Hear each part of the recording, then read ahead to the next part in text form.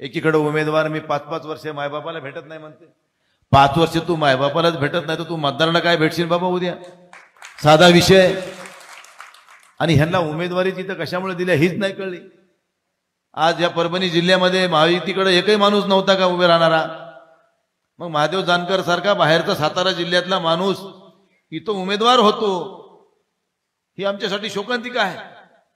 उद्या आम्ही छोट्या मोठ्या कामासाठी भांबळे साहेबाला सोडून, बंडू जाधवला सोडून, टारपे साहेबाला सोडून तुम्ही का साताऱ्याला जाणार आहेत का? अरे आम्ही तुमच्या रक्तामासाच्या आहोत. अर्ध्या रात्री जरी तुम्ही हाक दिली, तुमच्या हाकेला ऊ देऊन आम्ही धावून येणारी माणसं आहोत.